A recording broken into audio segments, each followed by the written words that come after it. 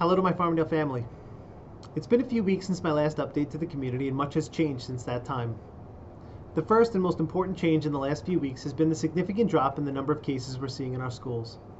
This drop is congruent with the decrease in the number of cases we're seeing at the national, state, and local levels. As a result, we have gained confidence in opening up opportunities for our students.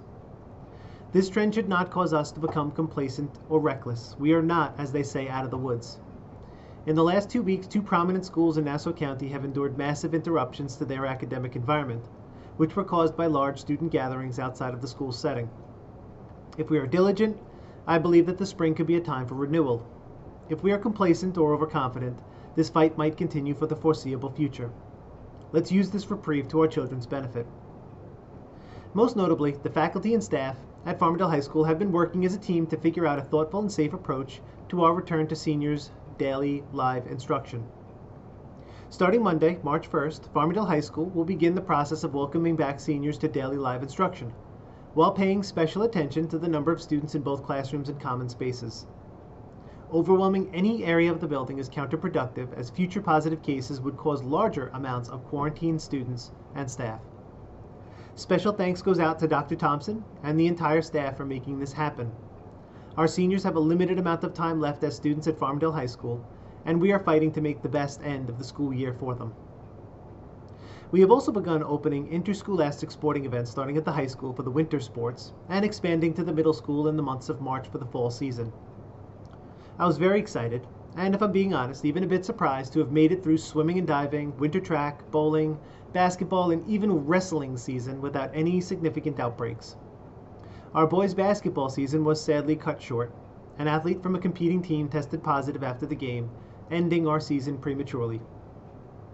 Although every school district in Suffolk County, by order of their Department of Health, is requiring testing of all student athletes, and a vast amount of schools in Nassau is also testing their student athletes, not all schools in Nassau have agreed to this requirement. The Nassau County Department of Health has left it up to the local districts to make that decision. Here in Farmingdale, we will continue to test our student athletes and coaches for the foreseeable future. We believe that testing students and coaches is the safe and responsible choice amidst the current pandemic. It also best protects not only our own students, but also those teams that we compete against, minimizing the chance that they, like us, will lose portions, or worse, all of their season. Additionally, we're creating an opportunity for our parents to watch all home games in person beginning with the fall season, starting Monday, March 1st. This only applies to our parents for our home games. 2 spectators per athlete will be able to attend all interscholastic competitions. Per state regulation, we must also ensure that our facilities never exceed 50% capacity. In most cases, this will not pose any immediate problem for us. Our stadiums are large enough to cater to these parameters. This will, however, cause significant concerns during our home football games. If you combine the football team, the cheerleaders, the marching band, the Dailerettes, and the flag bearers, we have more than 500 students playing some role on game day. That is more than we can comfortably handle at any venue we have in our schools. We will figure it out, but it will likely look different than it has in years past. You'll be receiving specific guidance from the athletic department in the coming weeks. We are discussing similar policies for indoor events that are being scheduled later on in the school year.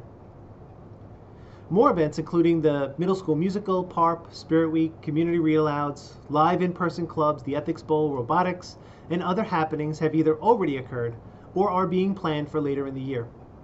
I would like to publicly thank the hundreds of staff members that have made these a reality. I would also like to thank our rockstar PTAs. In true Daler spirit, you continue to fight for our children, giving them countless opportunities since September. I am so proud to say that I work with all of you. Our students have access to opportunities that wouldn't be possible without our courage and commitment. I was able to attend the high school musical a few weeks ago. I watched our students jumping around the stage after the finale.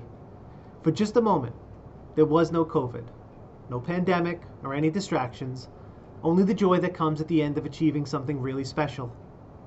Our pit and stage crew, along with the lighting and sound technicians, were all a part of the festivities. The smiles on our performers' faces were real, and it was all because our staff cares deeply about their craft and about their students. It was one of the most moving moments of my professional career, and it honestly brought tears to my eyes. Job well done, kids, showing us the way. Lastly, the state recently requested a waiver from the United States Department of Education for high-stakes testing. The waiver was rejected. This is a complicated issue that will require guidance from the New York State Department of Education. This impacts many of our students as it involves grades 3 through 8 testing and Regents examinations. You'll be receiving detailed information in the near future laying out exactly what this will mean for our students here in Farmingdale. In closing, I'd like to take a moment to thank you, our amazing community. This school year has been an adventure. Everything we have done this year has been for the first time. I never thought that we would need to spend countless hours planning how our students and staff would be entering our buildings in the morning. And yet, there we were in the waning months of summer doing just that. I never thought that being able to simply connect with students and families would take countless hours. And yet, there we were in the fall figuring out Google Meets and Schoology. I never thought that we would spend countless hours figuring out how to serve food and providing opportunities for our students to play during recess. And yet, there we were in the fall and winter writing and rewriting the book on these simple items that we took for granted for so long. I never thought that our students would be managing these complicated learning environments while still handling all of the stress that has come along with the pandemic. And yet, our students have stepped up not only for themselves, but in many instances for those around them and for their community at large. Now we are completely reimagining sports and after-school programs, including new protocols for busing, cohorting, and testing. I know that I have made countless mistakes this year, more than I wish to remember. Thank goodness Farmingdale has taught us all that life isn't measured by the mistakes we don't make, but instead, it is about learning from the mistakes we do make and getting better each and every day. That is the true measure of a person. I believe that we have done that in our schools. Theodore Roosevelt said in a quote that I proudly display in my office, "It's not the critic who counts, not the person who points out how the strong stumbles or where the doer of deeds could have done them better. The credit belongs to the people who are actually in the arena, whose faces are marred by dust and sweat and blood, who strive valiantly, who errs, who comes short again and again, because there is no effort without error and shortcoming, but who does actually strive to do the deeds, who knows great enthusiasms, the great devotions, who spends themselves in a worthy cause, who at the best knows in the end the triumph of high achievement, and who at the worst, if they fail, at least fails while daring greatly, so that their place shall not be with those cold and timid souls who know neither victory nor defeat." I am endlessly proud of our family here in Farmingdale.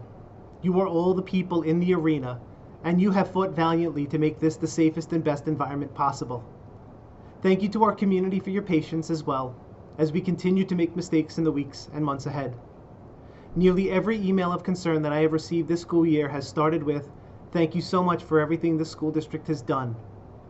So many of you have remained appreciative of our efforts, and all of us in your schools are forever grateful for your thoughtfulness. I am leaving you with a video that I will send out in a few short minutes. It's simple, but watch it to the end. It's a reflection of our Daler spirit.